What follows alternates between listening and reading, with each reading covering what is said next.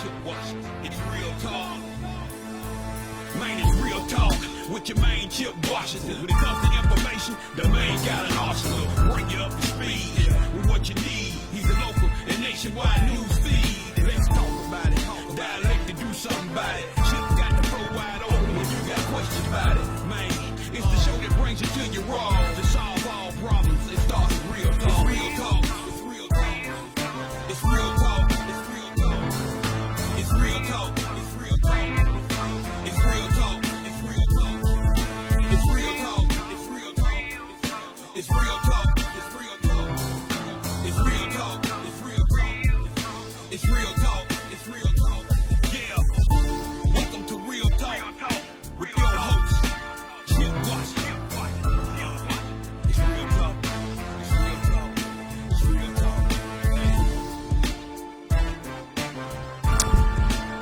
And as I am wont to say, if it's Monday, it is Real Talk. Good afternoon, good evening. Chip Washington here, ready for another fun-filled, action-packed hour of premiere broadcasting on Facebook Live, wherever you are and whoever you are. Thank you for spending a couple of minutes with us, if it is that is what you are doing. We have a good show for you tonight, I think, and get into some pretty interesting issues. But before I move forward with that, I hope that you're doing well. Hope you had a good week since the last time we communicated. Hope everything's been okay for you and your family and those you care about. Hope that you are trying to stay cool in this tremendous heat that we're all dealing with right now. And yeah, it's summertime in Tennessee, right? Nothing new here. Nothing new to see here. So just try to stay as cool as you can. Try to stay as quiet as you can, and stay hydrated. Absolutely. Also, of course, we have a major virus floating around out here too, the coronavirus, COVID-19. And yeah, there's a mask mandate that a lot of you don't like and have a lot of problems with. But I'm going to tell you something.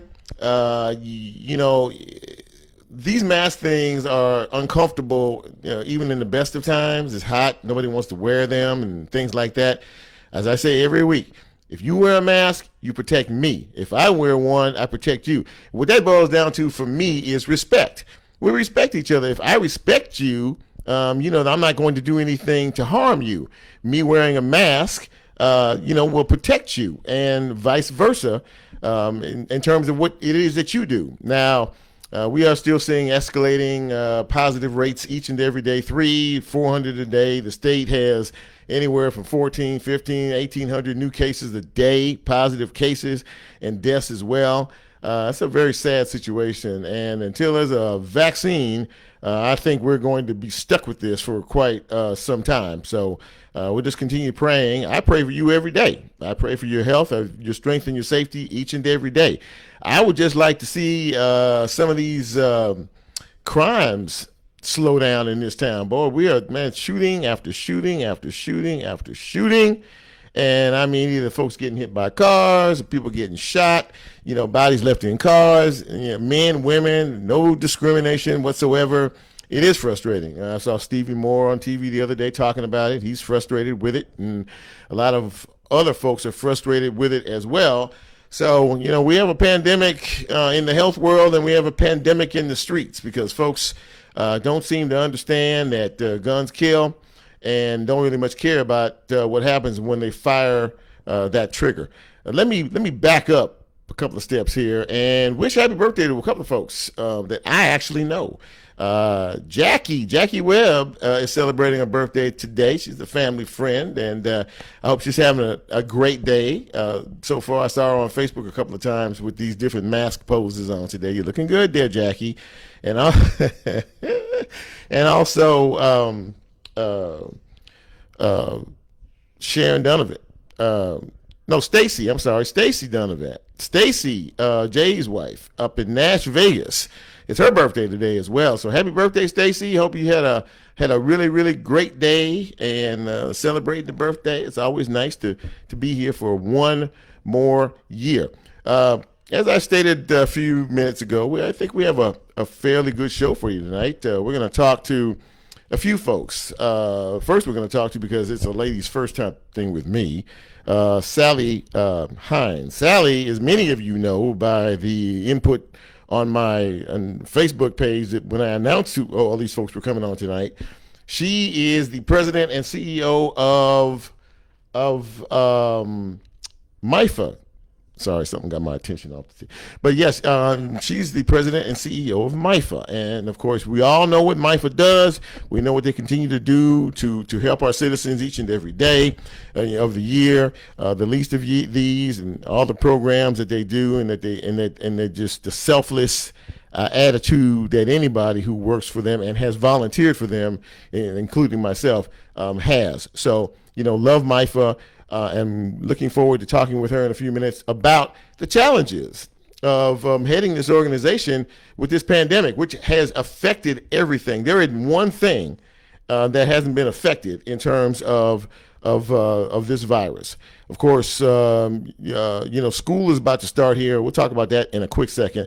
Back to the guest list. Robby Grant is also here with us tonight. Robby been around the local scene for a while. I didn't know he was a musician until I read about that not too long ago, but he is going to be heading up a brand new radio station here in town, the big city, and I guess it's going to make its debut. I'm thinking maybe next month. We'll see. He may have a surprise announcement or two in reference to that. It is going to be an FM station, and it is going to replace, at least on the dial, what was known as U92. The Jazz Lover station. But he's going to talk about the different programming, the different formats that they are going to have at the station, and maybe how even you out there, you may have a chance to be a part of the station, maybe have your own show and all that kind of stuff. He'll fill us in on the details. You all familiar with the old Sears building down in downtown, close to downtown, the concourse down there? Y'all remember that? Well, now it's the concourse. And actually the station is going to be built right in the middle of that concourse. So this is a from the ground up kind of a project, kind of exciting around here. So we'll see what happens with that. And a little bit later on, we are going to talk to Mississippi State Representative Ronnie Crudup Jr. And he's a member of the State House down there. And of course, all of us are aware now that the Mississippi flag, the former flag, is no longer, and that they are voted to replace it, take it down and replace it. And so they're in the process of trying to figure out a new design on that. And I just wanted to find out, because obviously this was a national news story. I mean, I saw it on CNN, MSNBC, everywhere. I mean, this was a history-making effort that went into this. And I just wanted him to take us inside the chambers to find out, pro and con, how all this went down, and where feelings are about it today. And by the way, not a big secret, many of the legislators contracted the coronavirus. He was one of those individuals. I think there was like 26 and then like 10 staffers that came down with the virus. He's doing well, and he'll tell us about that as well. So a good show coming up. I'd like to think so. So I'd like to say hello to anybody who's out there checking me out right now. I can't really see on this screen here. I hadn't gotten into the scroll one way or the other. But if you are out there, I really appreciate you being out there, and thank you very much for supporting what we are doing. And of course, if you're having a watch party, thank you for that as well. And go out and tell somebody if you like what we do. Schools, yes, schools. Most of the municipalities have decided, I think it's the 10th. If I'm wrong and you're in one of these areas out here outside of Shelby County, let me know. But I believe it's the 10th that they're going to start. I'm a little nervous about all this. I have absolutely no hesitation in saying that. I do believe that, and I have no inside information at all. This is the reference point from just Chip. Chip just thinking whatever Chip is thinking. That I believe that the schools here in Shelby County are probably going to start virtual. And that the teachers may be in the classroom, but the kids will probably be at home. It's too many. I mean, we're still trying to figure all this stuff out. How do you do this? How do you do that? I heard that the latest research on this ever changing virus is that children as young as 10 years old can transmit this virus. And so they may end up, changing the mask mandate to include 10 and up instead of 12 and up. I know everybody's excited about that, right? But again, we're dealing in some very, very difficult, dangerous, times. I see that a lot of the big retailers now out here are saying, I can't walk in here without a mask. I'm talking about Walmart and Kroger's and Lowe's and several restaurants. Delta Airlines said, unless it's a medical emergency and you don't have a mask on, you'll be flying another airline. It's getting serious out here. So, and we might be seeing a no mask, no entry type situation. I'm just telling you what I think is going to happen, and because you guys don't want to comply. And everybody's mad about it. So I just pray that the anger doesn't turn into violence in terms of this, because people get real fired up about this mask thing. So we'll see what happens. There's a lot going on in our city, and there's a lot going on in the news every day. I hope you keep up. Keep up with what's going on. Just watch, pay attention to what's happening out here, because it affects one way or another. If it doesn't directly affect you, it indirectly affects you. And I know that the indifference from a lot of people about this mask thing is, well, you know what? I'm good. Everybody in my family is good. We ain't had a problem yet, but talk to the ones who have. Talk to the ones who've had the virus and have had a very difficult time. Talk to the ones whose family members have had the virus and unfortunately died at the hands of it. Over 140,000 of our brothers and sisters are gone in 5 months for this virus. So, you know what? I know we like to think about ourselves all the time, but let's reach out and try to think about other people. Anyway, we're going to jump into the show here. I think I've done enough of my diatribe, if that's what you call it. And we're going to talk to some folks now and see what's going on out there. So how's everybody doing? You guys doing okay? I don't see a lot of thumbs up over here on my screen, so I hope you guys are doing all right. Hope everybody's good. Hello to Fullview Missionary Baptist Church. That is my church, and Walter Pegg Sr. is my pastor. And he was fiery as all get out yesterday, man, like he generally is. But still, I thank God for him, and I hope that everybody in our church family is doing well, and your church family is doing well. Let's call Sally Heinz, shall we, and see what she's talking about tonight.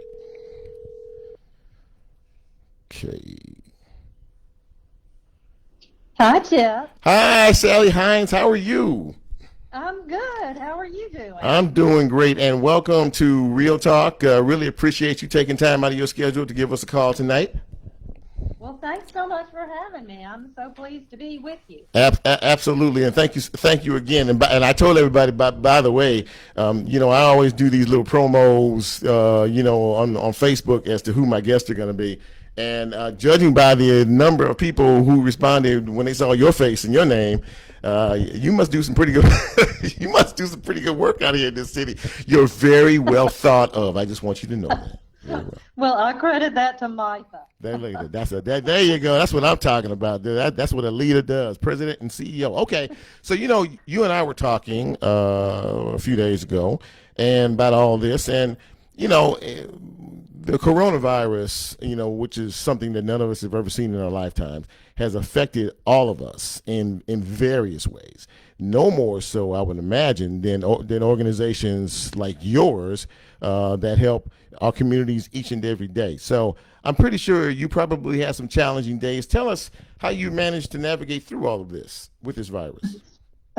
Well, I think we all thought back in March that maybe we were in for a sprint, right. and now it turns out to be a different kind of race. But the team at MIFA really came together early on to think about how we could continue serving, even if we had to do it remotely. And one of our biggest programs is Meals on Wheels, right. And it is all about delivering a meal to a homebound senior's door. So that was quite a challenge to think about how could we continue that important service when we were all about minimizing contact, and our volunteers who do that program were nervous themselves about about getting out. So we had to really do some creative problem solving around. So tell us about it. How are you solving that particular issue? Well, we have done several things. One, we are delivering 3 days a week now instead of 5. Mm-hmm. So we're just to minimize the contact, and because we have fewer volunteers, but I have to give a shout out to the city because staff from the Memphis libraries are coming those 3 days to help us deliver. So shout out. Thanks to them. them. That was great. No. Yes. And then we take 2 extra meals. So we go 3 days, and then we take extra frozen or extra shelf stable to cover those days that we're not delivering. And really early on, we got extra food into our clients' homes as well because we were nervous about supply. Sure. We were nervous if our kitchen got shut down.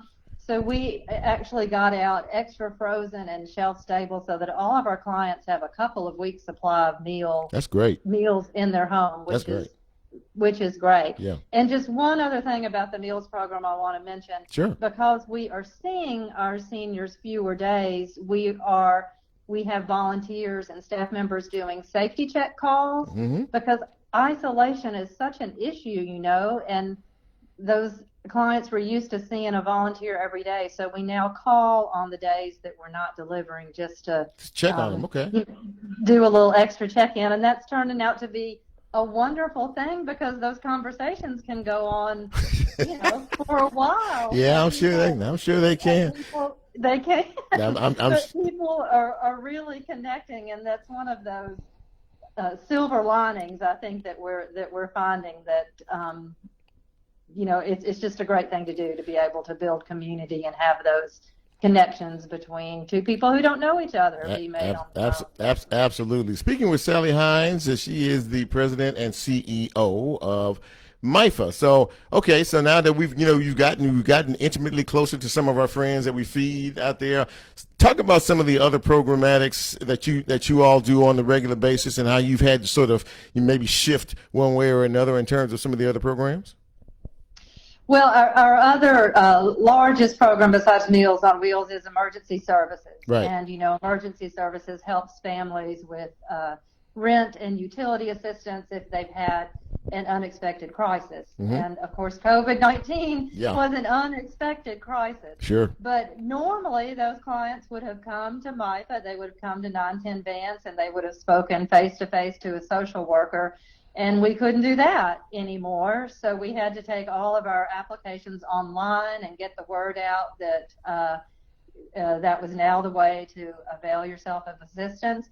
And we had to get our staff trained. And I'll tell you, Chip, that was another hurdle. A lot of, like other nonprofits, we just didn't have laptops for everybody in place, and we didn't have the security and all of that done. So we fortunately have a good IT administrator, and everyone just pitched in, and we got our staff out working remotely and the word out to apply online.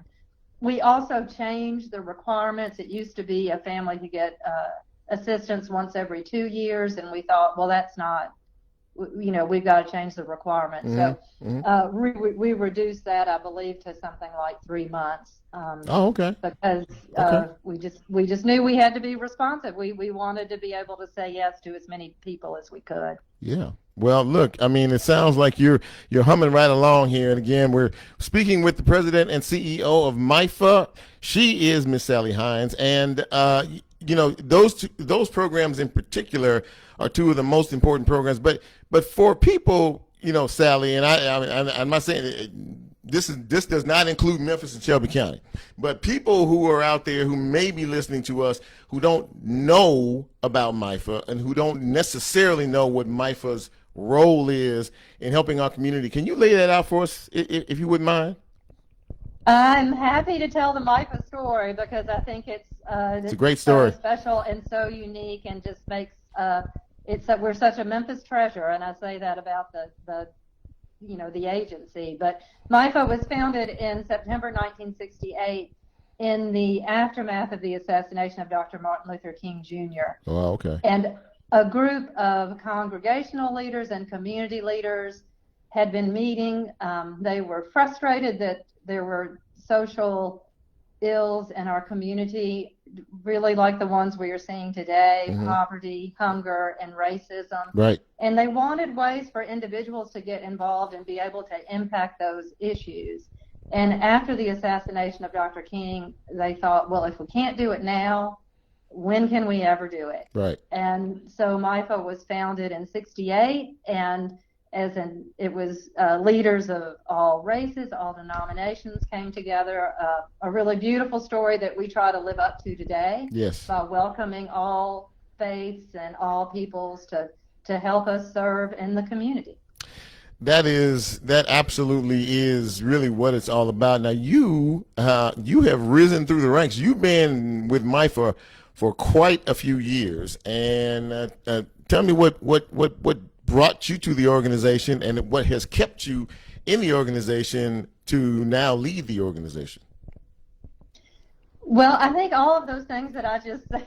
Yeah, no, absolutely. MIFA sure. Are part of it. I'm a Memphian and I grew up here, and it just feels really remarkable to be a part of MIFA. But I think that what does appeal to me is the direct service that MIFA provides, and then also, and that we have a very clear mission of supporting the independence of vulnerable seniors and families in crisis, and that we stick to that, but also especially MIFA's interfaith aspect. I just think that's so important these days, to be able to be a place that brings people together. Yeah. We're seeing it right now lived out on the TV and in our community, and to be able to be a place that unifies people is really great. So are you finding that now with our community? I mean, so many of folks are, really living a new reality out here, but really wanting to come together, to pitch in, to help, where do you need me? What can I do? Are you finding that spirit to be even greater these days? I am finding it. I think we'll have to find at MIFA different ways. Sure. To do that in the future. I miss our meals volunteers. We used to have 60 to 70 volunteers showing up every day to help us get those meals out. And it was such a wonderful part of the morning to see people of all faiths and ages and families coming in to go out on a meals route. And I dearly miss seeing that. So we're going to have to find, as I said, those safety checks or phone calls or other ways that people can volunteer and be engaged. All right, no, absolutely. I know you will. I was going to say, before we wrap up, what if you wouldn't mind, if people do want to come and help in whatever way they can now, is there a way to do that? Do you have any the number or information, websites that they can get a hold of you guys with? Right. The website is the best thing. It's just MIFA.org. We are looking for folks to help make the phone calls, and that's a great thing because you can do it from home. You can do it on the weekend. Yes. We will be looking to fill volunteer routes delivering meals again, and we have protocol for that. We have masks. We train you how to do contactless delivery and those great things. Yes. And then if you are at home with your children because they are doing school virtually or online, a wonderful family activity is to make birthday cards or Christmas cards or Valentine's cards, because we take them to our Meals on Wheels clients, and they really like getting those homemade cards. So that's something a family can do together. That is, and then just mail them to us at MIFA. That is really wonderful, and bless you, Sally, for the work that not only you do to lead the organization, but all of the individuals that work and volunteer for MIFA. And listen, thank you so much for taking some time to talk to us. And if there's anything we can do to help, if there's any words you need for us to get out here at Real Talk, you got my number now. I will. I have some ideas in mind, Chip. I want to come back on a little while and talk about an event we're having in October, a virtual event. Anytime. Absolutely. Thank you so much, Sally. I really appreciate talking to you. Thank you. Thank you. Thanks for having me. All right. Take care. Well, that was a wonderful way to start this broadcast. Cindy, hello, Cindy. Hello, Erica. Hello, Lydia. my nieces out on the West Coast out there are checking us out. One, they both live up in Northern California, by the way. So hi, all you guys out there in Northern California. Daisy, my cousin Daisy, she's checking us out. Rosemary, appreciate you. And Carlos, you know what? Carlos is a regular, and he's messing with me now because I'm a Redskins fan. Well, I'm sorry, I was a former Redskins fan, but I'm still a Washington fan, and I don't want to hear anything from you Dallas Cowboy nuts out there. So, we have a little bit of a name issue now. We're gonna have to try to figure out. So he says what you say, the swamps, is that what the Washington swamp? That's kind of a reference to.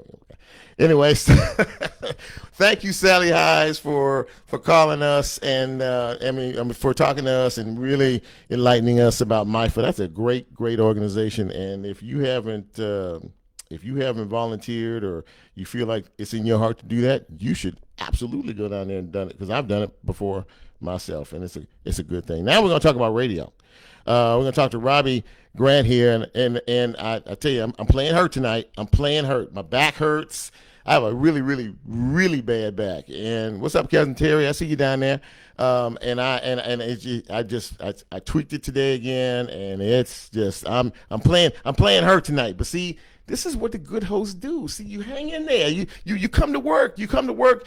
Just even when you're in a little discomfort, you got to come in there and handle your business. So anyway, so you can all tell me feel better soon. That'd be a nice thing, just to feel better soon. But anyway, we're gonna talk to Robby now about radio. Hey, this is Robby. Robby, this is Chip Washington from Real Talk. How are you, sir? Hey, Chip, how you doing? I'm doing great, man. How are you? I'm good. Well, look, first of all, I know how busy you are these days. You had a little radio station project we're going to talk about in a minute, but thank you for taking some time to talk to us here on Real Talk. Really appreciate that. Yeah, my pleasure, sure. So listen, you've been working on a project now for a bit of time, and I'm gonna let you talk about it. I know it's a new FM radio station coming to town, and let you kind of lay it out for us. It is kind of replacing a station that we all know from a call letter perspective, but there's some different twist to it. So I'll give you the floor, my friend. Sure. Yeah. Well, thanks for having me. Yeah, we are starting a new radio station.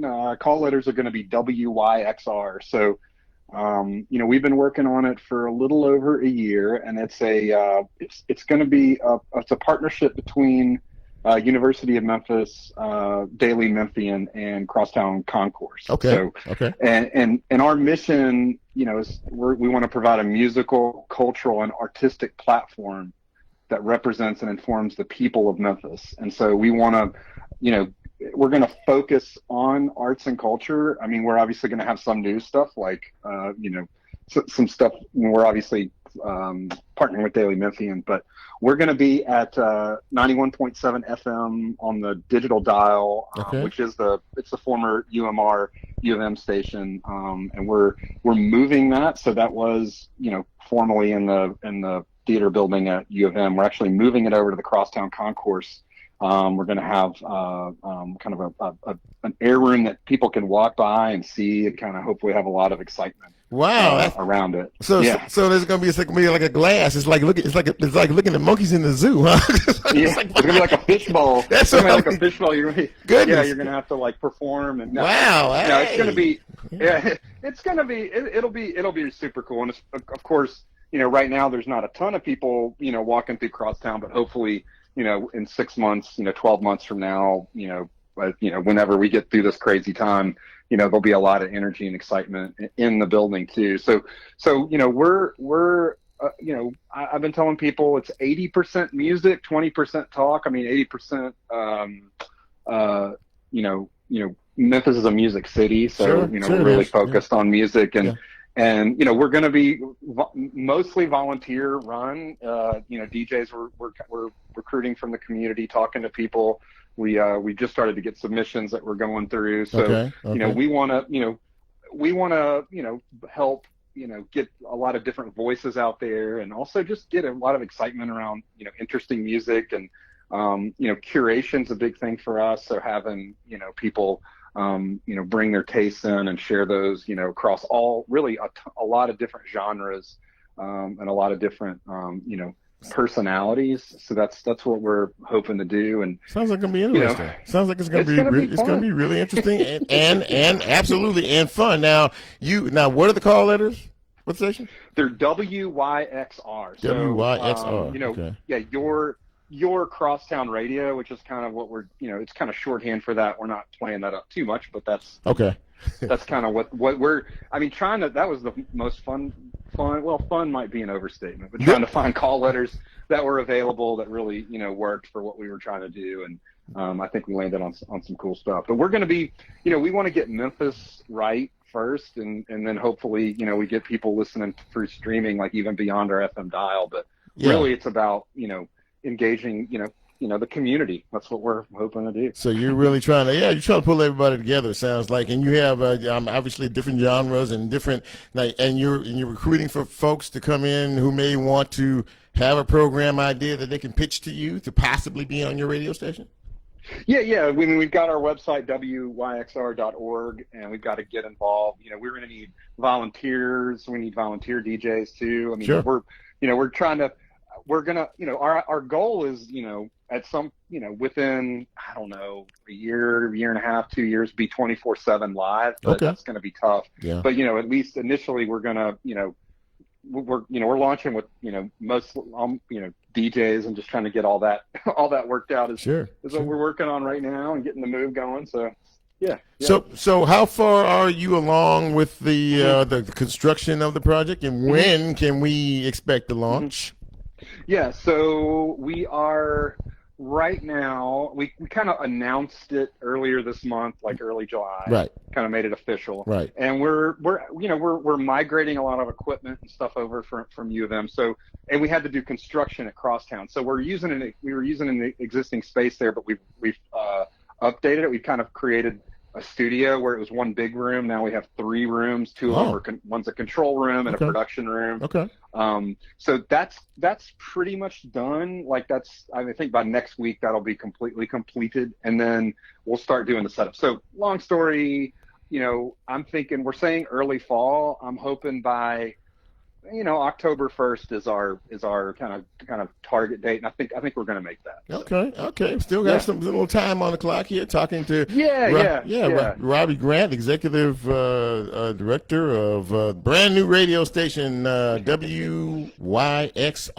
Hey, Robby, before you go, is there any programs that you have already thought about considering, or that are going to be a part of your new project moving forward? I just thought, I mean, if you want to break some news on Real Talk, this is up to you, Well, we haven't been releasing much of the schedule yet, but there is a show called Real Talk that we're going to have on the station. So we're excited to have you. Oh, your guests are, we've really been impressed by, the guests you have on and your interviews and stuff. So we're excited to have you, on the air when we get going, and we'll be kind of releasing more over the coming weeks, but that's kind of, you're the first announcement we've made. Man, listen to that. Look at that. And with no prompting or pushing or prodding or anything. That's just, hey, look, man, I honestly, I am really excited for you, and I'm excited for all the folks that are working. Jerry's part of it, and I know, I'm really excited about this because, it's times like this, I think, when the city needs a shot in the arm, and it sounds like you're just completely embracing Memphis from one end to the other. And that, to me, that's exciting. That really is exciting.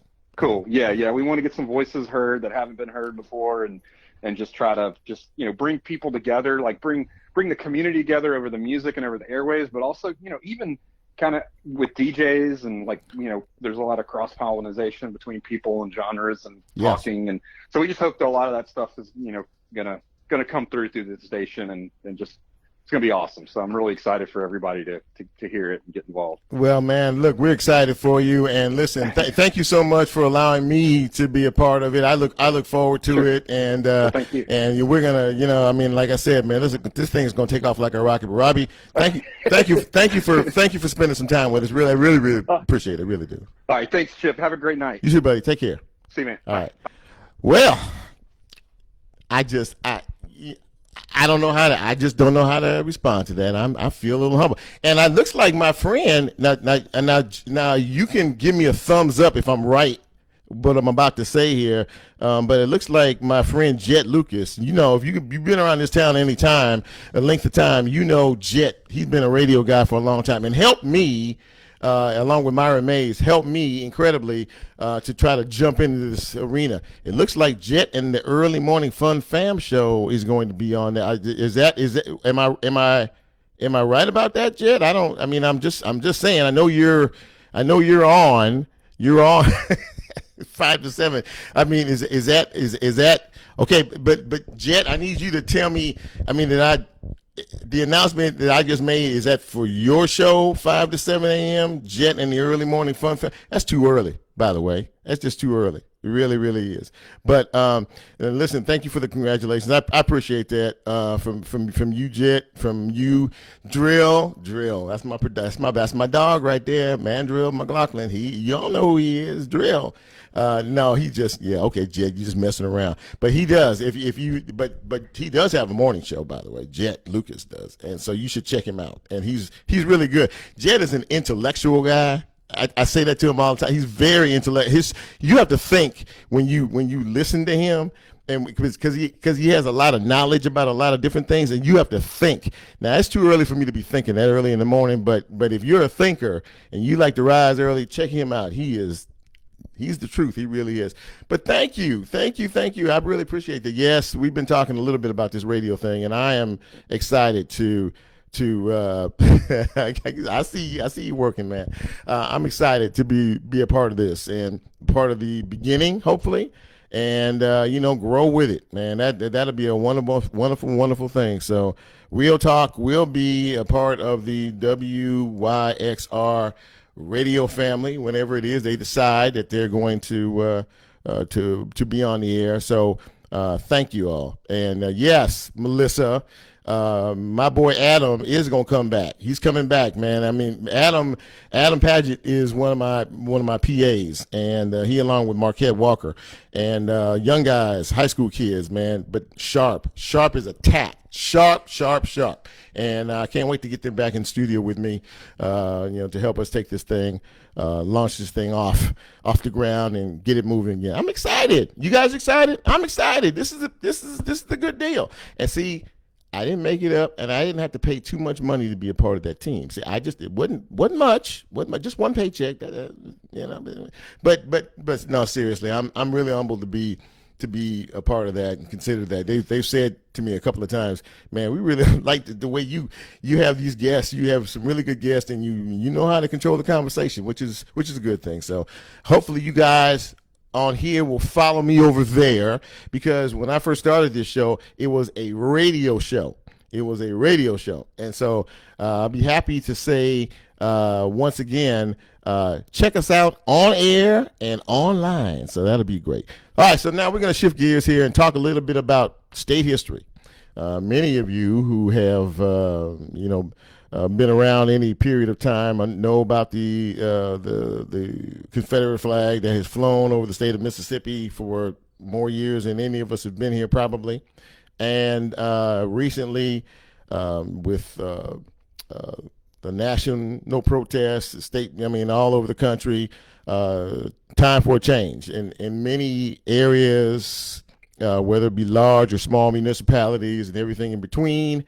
And Mississippi decided that to make a change, and it was a change that I'm sure not a lot of folks agreed with at the time, but meaning the legislature felt it was time to make a change. And we're going to talk to one of those legislators right now.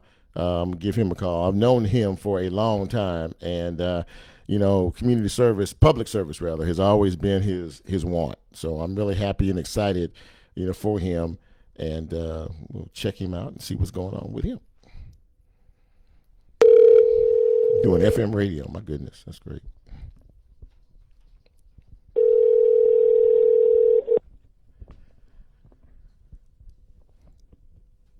Well, Ronnie, answer the phone. Hello? Is this State Representative Ronnie Crudup Jr. from the great state of Mississippi? Yes, it is. This is Chip Washington. How are you, my friend? I'm doing well. How you doing, Chip? I'm doing good, man. I'm really doing good. First, and the first thing out of the box, Ronnie Jr., I need to know how you're feeling. I know you had tested positive for the coronavirus, and you've been quarantined. I've been reading some of your posts. How are you feeling? I'm feeling well. I actually came out of my isolation on yesterday. Okay. So today, my first full day out. So I'm feeling really good. Still praying for a few of my other colleagues who are still suffering with it, but I'm feeling doing real good these days. Well, look, I'm really, really happy to hear that, and of course we're praying for your colleagues as well in terms of this virus. I know you probably have some stories to tell about it. I mean, you may not have gotten hit as hard as some others, but it's not. I don't think it's anything any of us want to have, is it?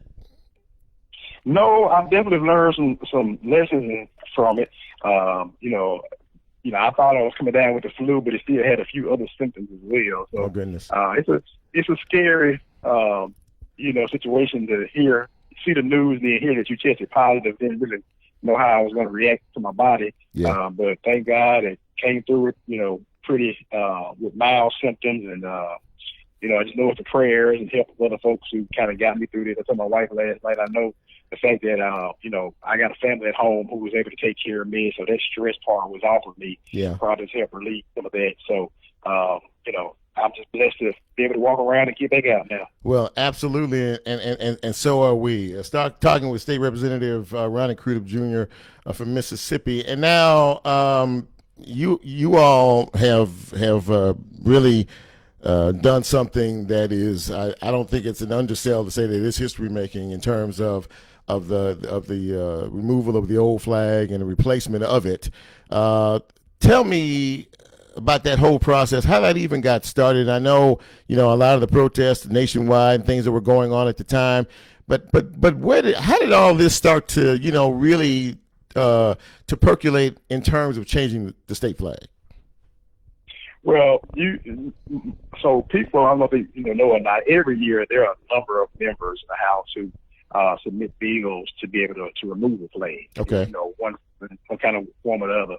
And like any other year, a lot of members have gone and, put bills in, but it never pretty much goes anywhere. I would say in 2015 or 16, Speaker Philip Gunn, he actually came out as the first probably Republican member, kind of a major opponent of saying, hey, he feels like the flag needs to change. He took a lot of heat about that, but, after that, it kind of never really went anywhere. We never heard about it again. It's kind of set idle. Mm-hmm. But I would say, in the state of Mississippi and our legislature, the Republicans have a supermajority at this point. Right. Basically, so they kind of can do whatever they want to. But what happened this year was COVID came into play. Right. And when COVID came into play, the federal dollars that came to the state of Mississippi, they said the legislature decided that we were going to take over the funds and not just leave it to the governor to take over the funds, to have full access to do what he wanted to do. And so with that being, they needed, the Republicans needed basically a 2/3 vote then. Okay. And they didn't have the numbers for the 2/3 vote. So what that said then, they had to start coming and talking to us about some of the things they wanted to do and some things that we suggested as well. So it drawed us to the table to start talking. And before we really weren't talking and communicating on a major basis like that. Mm-hmm. And so when that happened, there was some, camaraderie that was going around, some things we said $300 billion like pretty quick.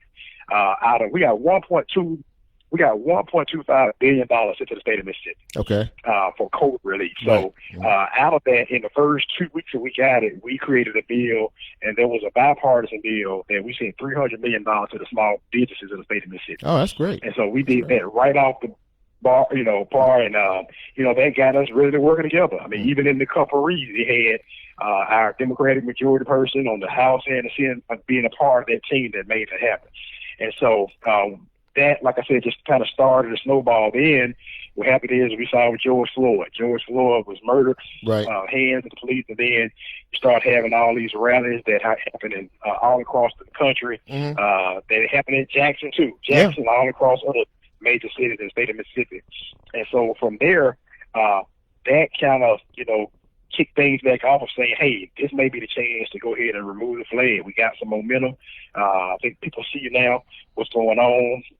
And so I would say that the Speaker of the House, he really worked his party and to make sure they had the votes on their side and we had the votes on our side. And, you had just a trickle effect. You had the, the NCC came out and said, yeah, I heard about that. Yeah, we were not going to be able to tournaments in host any games. Yeah. And then the NCAA came out and said the same thing. Yeah. And then after that, you had some major business corporations that just a trickle effect to happen. And so, and then I think the biggest thing was the Southern Baptist of the state of Mississippi came out and said, hey, they said the same thing. We need to change this flag. And General Baptist and other denominations came out, and from there, in 3 days, it was done. I mean, that was, Yeah, I didn't mean to cut you off. I'm sorry. That was absolutely incredible. I wanted to kind of break into that a little bit. We are speaking with Mississippi State Representative Ronnie Crudup Jr., who was talking to us about kind of how it all became to be that the Mississippi flag that has flown over the state for decades is no longer, and that they're replacing it now. Now, you talked about so this went from a general conversation to all of a sudden it was like a snowball rolling downhill with, like you said, the SEC and the Southern Baptist and a lot of other folks are saying, hey, look, this is, you know what? There's no time like this time. But I was following you on social media and when this was going on, and it clearly showed that there was a majority in both houses, the House and the Senate, to change this bill. But there were some moments, I'm sure, that were a little uncomfortable for some folks. Can you tell us a little bit about that? So like any, I would say every year, looking at this flag, what I found out is a number of the Republicans, when they go out campaigning for these positions, they normally get asked the question, hey, what's your stance on the flag? Okay. And in some of these rural areas, I mean, some of these their constituents are really gung-ho on keeping the flag the way it was, or saying, hey, we need to have a vote in it, not the legislature decide on. Mm-hmm. And so, yeah, right, exactly. That kind of got really tricky for a lot of the members because they said, hey, I gave my word to my constituents that I was going to, let them have an opportunity to vote on the flag, not just us change it. Right. And what I think some of them didn't understand is, some people saying, well, we feel like, time is now, people are going to change it, but we didn't want to leave it a chance anymore. Okay. I mean, we could have left it a chance, and then we voted, people voted, and we voted, got to stay, voted to stay there, and we've been having the same fight 20 years later. Sure. So it was the point of this, we're going to make this happen now. Some people are going to be upset. Some folks' constituents are going to be very unhappy, but I think the speaker, what he told his caucus was, hey guys, you got a chance to be on the right side of history or the wrong side of history. Which one you gonna be on? Yeah. And a lot of them decided, I just want to be on the right side of history. And so some of them said, I know I'm probably not gonna get elected again in 4 years, but I want to make sure that I get the right side. Do you think? And so, go ahead, Ronnie. Go ahead. Go ahead. I'm sorry. No. I was going to say, based on what you just said about the election, we got big elections coming. I don't know. The elections coming up here in a couple of months. Do you think that there is going to be some blowback, if you will, some folks who are going to, go to the polls and say, okay, we told you, what we were thinking about. And do you think that there could be some casualties as a result of this decision? Well, the good thing about this is we, our vote for the legislature just happened at the end of 2019. Right. So we, everybody who's here now just got in here. Okay. So we got basically 3 more years of other work to happen, and I'm hoping that we're really hoping that if things start moving in the right direction financially, because we've lost a lot of business over the last few years because of not changing the flag. Right. I think if we start seeing things improve financially, from business, things like that, I think people will forget about it. I mean, there's going to be some areas that people say, no, we remember you did this, you lied to us. But I think majority of the folks, I hopefully, by that time, people will just forget about it and move on. We'll see some other things that'll kind of, take the place of the flag stuff. So that's where we are. from what I've heard and saw, even some folks got some death threats from it. Yeah. Some of my colleagues had to, move family members in the middle of the night. FBI had to get involved and go and arrest people. Yeah. And so it was that serious of a vote for some of the colleagues on the other side of the aisle. It wasn't for the Democrats, it was for Jordan Republicans who had to deal and face that issue. But, like I told them, I'm proud of them. I'm proud that they, I looked a lot of them in the eyes and said, hey, thank you for your vote support, because they didn't have to. We could have, the vote we had 2 votes. So we had to suspend the rules first. And to suspend the rules vote was to make sure that we could take up the flag bill, because the deadline had already passed for us to vote on the new flag. Okay. So the suspension of the rules, that required a 2/3 vote. And we, on the House side, we barely, got that vote by 2 votes. We only won by 2 votes. We had 1 vote, and we got 83. Right. On the Senate side, they hit it dead on the number. Okay. They had to work hard to get those other senators to come along with them, because it's only 52 of them, whereas 122 of us on the House. So, that was a celebration itself of getting the suspension of the rules done. And then once we got that done, the flag vote was just a majority rule, where we had a lot of other members who at that point decided, okay, it's a done deal. So we ended up like 92 votes on the day of changing the flag on the House side, at least. All right, then. Well, I'm really that's fascinating, kind of to hear the backstory about that. And with the last couple of minutes I have with you, I want to shift the focus to what we started to talk about, which is COVID, and obviously the tremendous effects of it. How do you think that the governor is handling this crisis in terms of managing, the state, in terms of, mask and no mask and maybe some of the restrictions? I mean, how, in your opinion, how's he doing in terms of that? Well, I don't think he's doing terribly bad compared to some of the other states, but I think he could have got a little bit out in front of it a little bit more. We've seen where a lot of our, so what happened in the state of Mississippi, a lot of our mayors started making a lot of more mandates before the governor did. Right. And so they started putting a lot, like Jackson put a lot of restrictions in place. We shut down a lot of stuff before the state did. Not only Jackson, but, some major cities like Oxford, Tupelo, and other ones. And so it seemed like he was following the lead of some of the mayors instead of him just making the decision. Even from the mask restriction, the city of Jackson decided, I think about a month ago, to start requiring people to start wearing masks. Mm-hmm. Our governor still hasn't done a full state mandate. Right. It's been only certain counties that he's done the requirement. So, I don't think it's terribly bad, but I think we could have done a lot more things ahead of time instead of waiting until it started getting late. Because right now our numbers are steady elevating. Yes. We're seeing we had record numbers today in the last couple of, the week. We've had record numbers that keep going on. And so I don't think that he's taking a really good part of leading by example, from just, from requiring masks to doing other things, from the social distancing, even from how we reopen. I think some things we probably reopened too soon. Yeah. And so, but I think from a financial standpoint, I feel like he's done a good job, because from the point of, we've been able to get able to get assistance to the businesses who shut down pretty quickly. Mm-hmm. We were able to get some rental assistance to people, who are their homes and things like that, who are going to get put out. There's a lot of things financially I think we've done a good job on. Okay. But the COVID itself, just that part of it, we've kind of, been a little slow. Well, we just going to continue to pray for those who are sick and pray for the souls of those who have passed away. But listen, I got to go. But before I do, please say hello to your sister, to your dear mother, and your wonderful father, Bishop Ronnie Crudup Sr. and First Lady. I love him. Full disclosure, ladies and gentlemen, I lived in Jackson for many years, and we all went to New Horizon, and I've known Ronnie for several years. We played softball together when I was when I thought I was an athlete back in the day. But anyway, listen, man, tell your family I said hello, and I give them my best.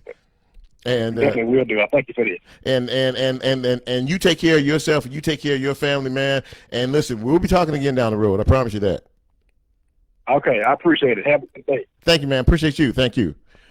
Well, that was again, I don't say too much about the show, but this show was really, really, really, really good. I mean, the information that we give out here sometimes, I think that we tend to take it for granted. There are places around here that are, going through a lot of tougher circumstances that we did. The flag issue is interesting how the legislature did it, because I don't know, honestly, whether if you put that on the referendum, if it would pass or not. Because I remember the last time they did it some years back, it didn't. So good for them. Sometimes we got to step out of the past and move into the future, move forward. So I really appreciate my guest tonight, man. I tell you, Sally Heinz, Robby Grant, and Ronnie Crudup Jr. Some good information passed along tonight. And thank you all for chiming in this evening. I'm sure that the ones of you who are on my string here, I really appreciate you being here, and appreciate your congratulations on the new radio gig as we continue to move forward.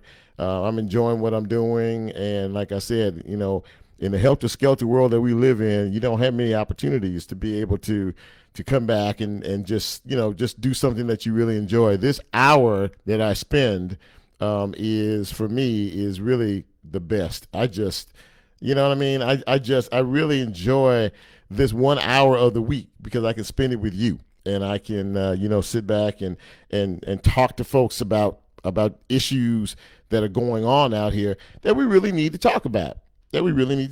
And like I said, we're going to try to keep doing this. And I've said it before and I'll say it again, if you feel like, there's a guest or two or three or five that you want to hear, a story that you want to hear, or something that you want to know, that, maybe we need to pass on to the audience, let's do that. I'm not a problem. You don't have a problem getting in touch with me. Y'all know how to reach me on Facebook and Messenger and things like that. If you have like I said, there's a topic of discussion. We're going to do some more conversation. I can tell you this. We're going to do some more conversation about COVID. But I did learn that one of the audiences that is really, in terms of two things, actually, you young people out here, from the age of 19, 20, 21 to 35 or 40, you are the ones that are spreading this virus. Now, I don't say that in a malicious way. I just say it because it's true. From the medical perspective, it's true. You may not have symptoms. You may be asymptomatic, but you're spreading it. And you're picking it up from wherever, and you're spreading it. So young people, again, if we're going to change the course of history in this country, instead of protesting in the streets, protest at the polls. Meaning, protest, go in there and vote. Vote. And also, in terms of this virus, mask up. Because if you do it, then you'll get somebody else to do it, and maybe it'll be a trickle down effect. I'm just putting it out there. I don't know what I'm talking about, but I'm going to give it a shot. But next week, we're going to talk to someone very connected to the Hispanic community in relationship, because the numbers there are just really, that population is really, really suffering, not only from illness, but from death. So we're going to see if we can't help to reach out to that community. In the meantime, I want you to have a wonderful week. I want you to stay as cool as you possibly can. And if the Lord says so, I'll be back here, same time, same channel, at least for right now.